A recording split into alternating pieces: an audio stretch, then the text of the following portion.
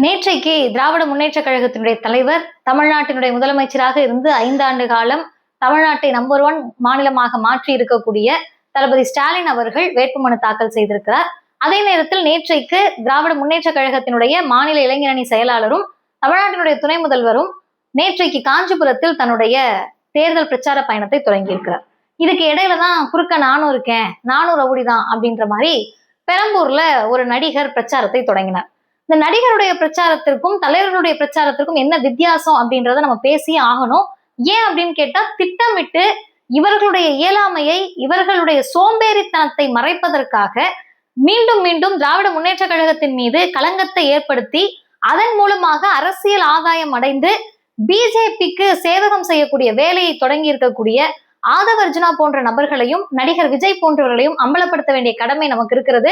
ஏன் இவங்களெல்லாம் பத்தி பேசிட்டு இருக்கீங்க? இன்னைக்கு நம்ம தேர்தல் வேலையை பார்ப்போம், மதச்சார்பற்ற முற்போக்கு கூட்டணியை பற்றி பேசுவோம், திமுகவுடைய சாதனைகளை பற்றி பேசுவோம், பிஜேபி எவ்வளவு ஆபத்தானதுன்னு பேசுவோம், அதிமுக எவ்வளவு பெரிய அடிமைன்னு பேசுவோம் அப்படின்னு நீங்க நினைக்கிறது எனக்கு புரியுது.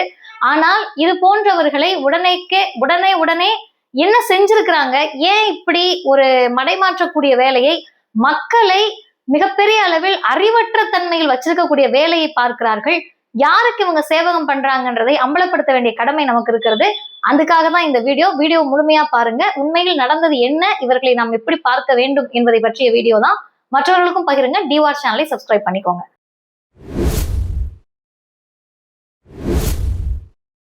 அனைவருக்கும் வணக்கம். நேற்றைக்கு தளபதி ஸ்டாலின் அவர்கள் வேட்புமனு தாக்கல் செய்திருக்கிறார். செய்து முடிச்சுட்டு வந்து அந்த திறந்தவெளி ஜீப்ல தன்னுடைய கொளத்தூர் தொகுதியில் 3 முறை வெற்றி பெற்று அந்த கொளத்தூர் தொகுதிக்கு என்னெல்லாம் செஞ்சிருக்காருன்ற லிஸ்ட் நம்ம கிட்ட இருக்கு. அந்த பகுதிக்கு தேர்தல் பிரச்சாரத்திற்கு போன போது நமக்கு ஆச்சரியமா இருந்தது, ஒரு பகுதியை இவ்வளவு மாற்றி இருக்கிறாரு. ஏன்னா பொதுவாக தமிழ்நாட்டினுடைய முதல்வராக அவருடைய பொறுப்புகள் அதிகம். எல்லா மாவட்டத்தையும் ஒரே மாதிரி பார்க்கணும், எல்லா தொகுதிகளையும் ஒரே மாதிரி பார்க்க வேண்டிய கடமை இருக்கும். அந்த சமயத்துல அவருடைய தொகுதியை பார்ப்பதற்கு, கான்சென்ட்ரேட் பண்றதுக்கு எப்படி நேரம் கிடைக்கும்? இந்த தொகுதியை எப்படி மாத்திருக்காரு அப்படின்னு பார்த்தா, இந்தியாவுக்கு எப்படி திராவிட மாடல், திராவிடத்தை பார்த்து இந்த மாடலை பார்த்து இந்த சிஎம் பார்த்து கத்துக்கணும்னு சொல்றோமோ, அது மாதிரி தமிழ்நாட்டில் இருக்கக்கூடிய தொகுதிகளுக்கு கொளத்தூர் மாடல் அப்படின்னு சொல்லக்கூடிய அளவிற்கு அங்கே பணிகள் நடைபெற்றிருக்கிறது. எல்லாவற்றையும் செய்து முடித்து அந்த பெருமிதத்திலும் அந்த மகிழ்ச்சியிலும் தன்னுடைய தொண்டர்களை, தோழர்களை, சகோதரர்களை தமிழ்நாட்டினுடைய முதலமைச்சராக இருந்த நம்முடைய தளபதி ஸ்டாலின் அவர்கள் பார்க்கிறார். இப்ப மீண்டும் நான் தான் முதல்வர் அப்படின்றத சொல்லுவதற்கான தார்மீகம் அவருக்கு எங்க இருந்து வருதுன்னு கேட்டா, புத்தகம் வெளியிடுறாங்க நேற்றைக்கு மேடையில். நம்ம கொளத்தூர் நம்ம முதல்வர் அப்படின்னு சொல்லி நம்ம கொளத்தூருக்கு நம்மளுடைய முதல்வர் என்ன செஞ்சிருக்காருன்ற புத்தகம் அது. இப்ப இவ்வளவும் செய்திருக்கிறேன், இதெல்லாம் செய்ய போகிறேன் அப்படின்ற துணிச்சலோடு மக்களை பார்க்கிறார். இன்னொரு பக்கம் காஞ்சிபுரத்துல தமிழ்நாட்டினுடைய துணை முதல்வர் மிகப்பெரிய அளவில் அண்ணன் உதயநிதி ஸ்டாலின் அவர்கள் தன்னுடைய பிரச்சார பயணத்தை தொடங்குகிறார். இந்த நேரத்துலதான் இங்க வந்துட்டு நடிகர் விஜய் அவர்கள், நான் திரும்ப ரொம்ப தெளிவாக சொல்லுகிறேன், நிறைய பேர் வந்து தாவேகா தலைவர்னு சொல்லுங்க அப்படின்லாம் சொல்லி விவாதத்திலே நம்ம கிட்ட கேட்டாங்க. அவர் நடிகர் தான். ஏன் நடிகர்னு கேட்டா, நீங்க இன்னைக்கு வரைக்கும் கூட படம் நடிக்கலாம், நாளைக்கு அரசியலுக்கு வரீங்க அப்படின்னு சொன்னா நீங்க முதல்ல ஒரு மனிதராக மாறணும். நடிகர் அப்படின்றவங்களும் மனிதர்கள் தானே. நீங்க ஏதோ வானத்திலிருந்து குதித்தவர்களை போல நடப்பதற்கு தமிழ்நாட்டு மக்கள் ஒன்றும் அவ்வளவு ஏமாந்தவர்கள் கிடையாது. ஏன்னா தேர்தல் ஆணையத்தோட கண்ட்ரோலுக்கு போயிடும். எலெக்ஷன் டேட் அனௌன்ஸ் பண்ண அந்த நொடி தமிழ்நாடு மட்டுமல்ல, அது எங்க தேர்தல் நடந்தாலும் சரி, சட்டமன்ற தேர்தலோ நாடாளுமன்ற தேர்தலோ, எலெக்ஷன் கமிஷனுக்கு கீழே எல்லாம் போயிடும். லா அண்ட் ஆர்டர்ல நீங்க அவங்க கிட்டதான் போய் பெர்மிஷன் வாங்கணும் அப்படின்றது சாதாரண தொண்டர்களுக்கு தெரியும். திமுகவோ அதிமுகவோ, ஏன் பிஜேபியா இருந்தா கூட திமுக சதி பண்ணிடுச்சுன்ற வாதத்தை அதிமுகவும் பிஜேபியும் பேச முடியாது. ஒருவேளை அதிமுக ரூலிங்ல இருந்த பீரியட்ல திராவிட முன்னேற்ற கழகத்தின் சார்பில் பாருங்க இவங்கதான் எங்களுக்கு பெர்மிஷன் கொடுக்கலன்னு பேச முடியாது. ஏன்னு கேட்டா, இந்த அனுமதி கொடுக்கக்கூடிய இடத்தில் யார் இருக்கிறார்கள் அப்படின்ற குறைந்தபட்ச புரிதல் இல்லாதவர் முதல்வர் வேட்பாளர். இவங்கதான் முதல்வராக போறாங்கன்னா இவங்களுக்கு என்னைக்கு புரோட்டோகால் தெரிஞ்சு, இன்னைக்கு இவங்க என்னைக்கு உருப்பிட்டு இவங்க கையில நம்ம ஆட்சியை கொடுக்கறதுன்னு இருக்குல்ல. நமக்கு வரக்கூடிய ஆதங்கத்துக்கு என்ன காரணம்னா, நேற்று 2 வீடியோ கிளிப்பிங் தான்.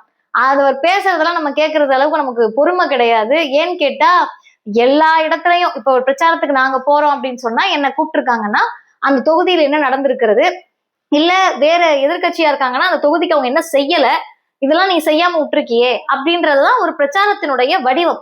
அதை விட்டுட்டு எங்க போனாலும் ஒரே டெம்ப்ளேட், ஒரே பஞ்ச் டயலாகு, ஒரே கத்தல், ஒரே கதறல் பேசவா செய்யறாரு? கத்தக்கூடிய வேலையை தானே செஞ்சுக்கிட்டு இருக்கீங்க. இப்ப இத பார்க்கக்கூடிய அந்த நபர்கள் மீது நமக்கு எப்பவுமே ஒரு பரிதாபம் இருக்கு. ஏன்னா ஒரு யங்ஸ்டர்ஸா இருக்காங்க, இளம் பெண்கள் இருக்காங்க. நான் ஏற்கனவே சொல்ற மாதிரி இந்த 30ல இருந்து 35 வயசுல இருக்கக்கூடிய பெண்கள் அது நம்மளை டார்ச்சர் பண்ணது அந்த வீடியோ. ஏங்க இப்படி இருக்கீங்க, இவ்வளவு கஷ்டமா இருக்கு, உங்களுடைய நிலையில தான் இருக்கீங்களான்ற அளவுக்கு நமக்கு கவலையை கொடுக்குது. அதுக்கு காரணம் என்னன்னு கேட்டா, நேற்றைக்கு ஸ்பாட் முதல் நாள் தேர்தல் பிரச்சாரத்துக்கு வர்ற வெரி ஃபர்ஸ்ட் டே முதல்வர் வேட்பாளர் நான் தான் முதல்வர்ன்ற கனவோடு பெரும் ஆசையோடு வரக்கூடிய ஒரு நடிகர் ஸ்பாட்டை அப்படியே அப்ரப்டா கேன்சல் பண்ணிட்டு இல்லைங்க நான் ரத்து அப்படின்ட்டு கிளம்புறாரு. இங்க வந்து செய்தியாளர்கள், தயவு செய்து செய்தியாளர்கள் நீங்கள் பேட்டி கேட்கக்கூடிய நபர்களுடைய நிலையை புரிந்து கொள்ளுங்கள். அவங்க நிலைமையில இல்ல, அவங்க வந்து அவங்களுடைய அறிவு கொண்டு அவங்களுடைய சிந்தனை கொண்டு யோசிக்கக்கூடிய நிலையில கூட இல்ல. இந்த ஏமாத்தி மெஸ்மரைஸ் எல்லாம் பண்ணி வச்சிருப்பாங்கல்ல, அது மாதிரி எப்படி மது போதையோ குடி போதையோ அது மாதிரி இவங்க ஒரு நடிக போதையில் இருக்காங்க. அந்த மனிதர்கள்ட்ட போய் நீங்க கேள்வி கேட்டா எப்படி தெளிவான பதில் கிடைக்கும்னு எங்களுக்கு தெரியல. அதுல ஒரு பொண்ணு சொல்றாங்க, எங்களுக்கு தெரியும் இது திமுகவோட சதி, அவங்க எப்படிங்க வர விடுவாங்க, எங்க அண்ணனை எப்படிங்க இங்க வர விடுவாங்க அப்படின்னு அந்த பொண்ணு கேக்குறாங்க. இப்படியேதான் கேட்டாங்க. எனக்கு ஒரே ஒரு சந்தேகம், தேர்தல் ஆணையத்திட்ட போய் நீங்க முறையா அனுமதி கேட்கல, அது தேர்தல் ஆணையமே வெளிப்படுத்துறாங்க. நீ இஷ்டத்துக்குலாம் வர முடியாதுப்பா, இது கரூர் கிடையாது, நீ வேட்ட 5000 பேர் 10,000 பேர் வந்துட்டு அதுல 40 பேரை காவு வாங்கிட்டு நீ பாட்டி கிளம்பி பிளைட்டை பிடிச்சி ஓட முடியாது. இது எலெக்ஷன் கமிஷன் படி நீ வந்து எழுதி கொடுக்கணும். 20 பேர் கூடுற இடம்னா 20 பேர் தான் கூட முடியும், 100 பேர் கூடுற இடம்னா 100 பேர் தான் கூட முடியும். 100 பேர் இருக்கிற இடத்துல நீ ஆடு மாடு கோழி அடைச்சு வைக்கிற மாதிரி 3000 பேர் அடைச்சு வச்சு நீ யாரையாவது காவு வாங்கிட்டு போறதுக்கு நாங்க ஆள் கிடையாது. அதான அர்த்தம், பெர்மிஷன் கிடையாது. பெர்மிஷன் கொடுக்கல அப்படின்ன உடனே திமுகவின் சதி. சரி தொலைஞ்சு போ, கரெக்டா எழுதி கொடுத்தனா பெர்மிஷன் கொடுத்துட்றோன்னு சரியான முறையில திரும்ப 3வது முறை தான் சரியா எழுதி கொடுத்துருக்காங்க. பெர்மிஷன் எழுதி கொடுக்கறதுக்கே தெரியாத ஒரு கட்சி, அதான் கணக்கு, தெரியாத ஆட்கள், அவங்கதான் ஏதோ போர்ப்படை தளபதிகள் மாதிரி ஒண்ணுத்துக்கு ஆகாம. இப்ப இவங்க என்ன பண்றாங்கன்னா எழுதி 3வது தடவை கொடுக்குறாங்க, அனுமதி கிடைக்குது. இந்த அனுமதி கிடைச்ச இடத்துல வந்து சேர முடியலையாம். வந்து சேர முடியாததுக்கு காரணம் அவ்வளவு புரோட்டோகால்ஸ் தான். என்ன கதை விட்டுக்கிட்டு இருக்கீங்க? தமிழ்நாட்டுல நாங்க தெருவுல போறதே கிடையாதா? பிரச்சாரத்தை நாங்க பார்த்ததே கிடையாதா? பிரச்சார வெள்ளத்தில் எல்லாம் முதலமைச்சர்களுடைய கேரவன் அப்படியே நகர்ந்து போனது கிடையாதா? உலகத்துல உங்களுக்கு மட்டும் தான் கூட்டம் கூடுதா?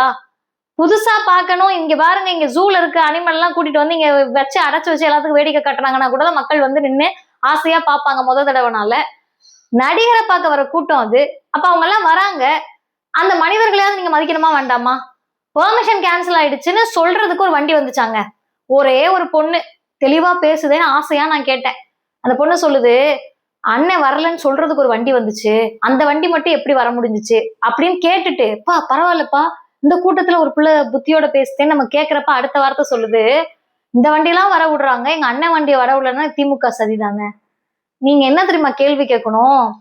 இங்க கூட்டம் இல்லைன்னு சொல்றதுக்கு ஒரு வண்டி வர முடிஞ்சிச்சுல, அதே வண்டியில உங்க அண்ணன் பின்னாடி சீட்ல உட்காந்து வந்து கூட்டம் நடத்த முடியலன்னு சொல்றதுக்காவது வந்தாரா? கூட்டம் நடத்த முடியல, அந்த பக்கம் தெருவுல வண்டியே போகக்கூடாதா? என் கார்ல உங்களை பார்த்து கையசைக்கக்கூடிய வழி இல்லாத ஒரு நபரை கொண்டாடுறமேன்னு நமக்கு கூச்ச உணர்ச்சி வேண்டாமா? உண்மையான காரணம் என்ன தெரியுமா உங்க அண்ணன் வராம போனதுக்கு? இந்த வடிவேல் காமெடியில வரலாம் 6 மணிக்கு மேல ஆட்டோ ஓடாது, அது மாதிரி உங்க அண்ணனுக்கு 6 மணிக்கு மேல அரசியல் ஓடாது, அரசியல் வராது. அதுக்கு 1000 காரணம் இருக்கலாம், 2000 காரணம் இருக்கலாம். அது என்ன காரணம், தனிப்பட்ட காரணம்லாம் நமக்கு தெரியாது, தெரிந்து கொள்ள வேண்டிய அவசியமும் இல்லை. நமக்கு மேலோட்டமாக இவருடைய எல்லா விஷயத்தையும் வச்சு அப்சர்வ் பண்றப்ப உளவியல் ரீதியாகவே தன்னை ஒரு அப்படியே மேட்டிமை தன்மையோடு ஒரு எப்படி சொல்றது, வானத்திலிருந்து குதித்தவர் போல நம்ம தாங்க நமக்கு யாருமே போட்டி இல்லை, கண்ணு கெட்டின தூரம் வரைக்கும் எதிரியே கிடையாது, இவங்க மட்டும்தான் எதிரி அப்படின்னு RSS எப்படி போலி பிம்பத்தை, போலி எதிரிகளை, இல்லாத எதிரிகளை உருவாக்குகிறதோ அதே பேட்டர்ன் தான் TVK-வோடது, நடிகர் விஜயோடது, மிக முக்கியமாக அங்க இருக்கக்கூடிய லாட்டரி டிக்கெட் ஆதவர்ஜுனாவோடது. இவங்களுக்கு அதே RSS பேட்டர்ன். இஸ்லாமியர்கள் எந்த இடத்துலயுமே அவங்களோட ரெப்ரசன்டேஷன் பெருசா இருக்காது, யூனியன் கவர்மெண்ட் போஸ்டிங்லயோ பார்லிமெண்ட்லயோ எதுலையுமே. ஆனா இந்த RSS குரூப் என்ன பண்ணுவாங்கன்னா ஹிந்து வெர்சஸ் முஸ்லிம் அப்படின்ற இல்லாத ஒரு போலி பிம்பத்தை கட்டமைத்து, கிரியேட்டிங் த ஃபால்ஸ் எனிமீஸ், பொய்யான எதிரிகளை கட்டமைத்து அதன் மூலமாக மெஜாரிட்டியோட ஓட்டை கன்சாலிடேட் பண்ணுவாங்க. இந்த கீழ்த்தர அரசியலை தான் இன்றைக்கு TVK-ன்ற பேர்ல நடிகர் விஜய் பண்ணிட்டு இருக்காரு. TVK வெர்சஸ் DMK-ன்னு சொல்றது மூலமாக உண்மையாகவே வளர்ச்சி அடைந்த தமிழ்நாட்டுக்கு காரணமாக இருக்கக்கூடிய திமுகவை முன்னிறுத்தி BJP-க்கும் அதிமுகவுக்கும் அடிமை சேவகம் பார்த்துக்கிட்டு இருக்காரு. நீங்க என்னை பாத்துக்கங்க, நான் இவங்களை பாத்துக்கிறேன்ற கூட்டுக்களவாணித்தன வேலையை பார்த்து கொண்டிருக்கக்கூடிய ஒருவர் நேற்றைக்கு கூச்ச நாச்சமின்றி வெயில் பற்றக்கூடாது, ஐயோ இது என்ன என்னோட உடம்புல வேர்க்குதே அப்படின்னு வேர்த்திடக்கூடாது, அதுக்கு சொகுசாக நீங்க பயணம் பண்ணணும்னா ஓன் தொகுதி பெரம்பூர்ல தான் நிக்க போறேன் அப்படின்னு, ஓன் தொகுதினோன்னா அவர் ஜெயிக்க போற தொகுதியில அவர் நிக்கிற தொகுதி, அங்க வந்து கூட ஒரு மனிதருக்கு ஒரு 15 நிமிஷமோ 10 நிமிஷமோ நான் இதெல்லாம் செய்வேன், இந்த தொகுதி இப்படி மாத்துவேன் சொல்லுங்களேன், மன்னிக்கணும் சொல்லுங்களேன். அதுக்கு வாய்ப்பற்ற ஒருவர், வக்கற்ற ஒருவரை நம்பிக்கொண்டு அந்த நடிக போதையில் இருக்கக்கூடிய பெண்கள், இளம் பெண்கள், இளைஞர்கள் சம்பந்தமில்லாமல் திருப்பி விடுவதை பார்க்கிற போதுதான் இன்னொரு பக்கம் பெரு நம்பிக்கையை கொடுக்கக்கூடிய அளவில் காஞ்சிபுரத்தில் அண்ணன் உதயநிதி ஸ்டாலின் அவர்களுடைய உரை அமைந்தது. என்ன நம்பிக்கைன்னு கேட்டீங்கன்னா, இந்த எலெக்ஷன் கேம்பெயின் தொடங்கக்கூடிய இடமே இது ஏன் தமிழ்நாடு வெர்சஸ் என்டிஏ அப்படின்றத புரிஞ்சுக்க வைக்கிறது. நம்ம முதல்வர் சொல்லுகிற போது இது சட்டமன்ற தேர்தல் தானே, இதுல என்ன தமிழ்நாடு வெர்சஸ் என்டிஏ கிக்கி பிக்கி அப்படின்னு பண்ணிட்டு இருக்கவங்களுக்கு எல்லாம் பதில், காஞ்சிபுரத்தில் அண்ணன் உதயநிதி ஸ்டாலின் அவர்கள் தன்னுடைய பிரச்சாரத்தை, தேர்தல் பிரச்சாரத்தை தொடங்குகிறார். காஞ்சிபுரம் பேரறிஞர் பெருந்தகை அண்ணாவை தந்த மண். திருவாரூரில் தளபதி ஸ்டாலின் அவர்கள் தன்னுடைய தேர்தல் பிரச்சாரத்தை தொடங்குகிறார், கலைஞரை தந்த மண்.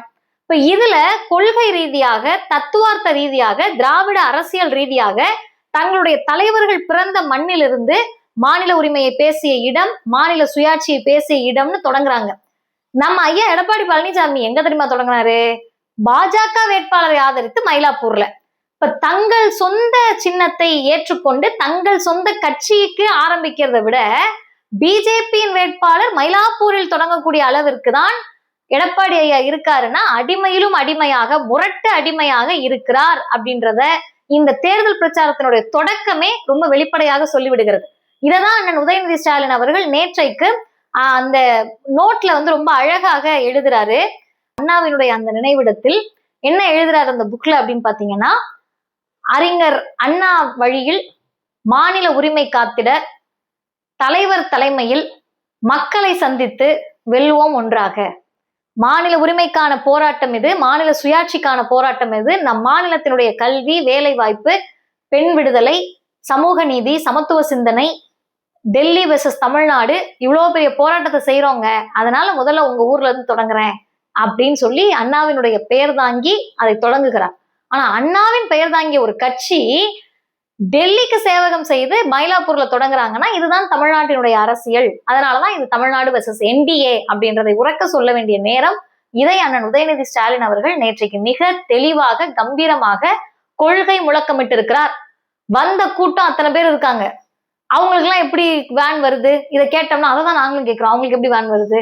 வந்தவங்க எல்லாம் தொண்டர்கள், வேன் மேல ஏறாத தொண்டர்கள், அப்படி டயருக்கு அடியில போகாத இளைஞர்கள், கத்தி கூச்சலிட்டு மேல ஏறி கீழே குதிக்காத மனிதர்கள். அதனால அந்த கூட்டம் கட்டுக்கோப்பாக இருக்கிறது. ஒரே இடத்துல 1000 பேர், 2000 பேர், 10,000 பேர், லட்சம் பேர் கூடினாலும் அதை கண்ட்ரோல் பண்ணக்கூடிய தலைமைத்துவம் இருக்கக்கூடிய தலைவர்கள் எங்க கிட்ட இருக்காங்க. அந்த லீடர்லி குவாலிட்டி எங்க கிட்ட இருக்கு.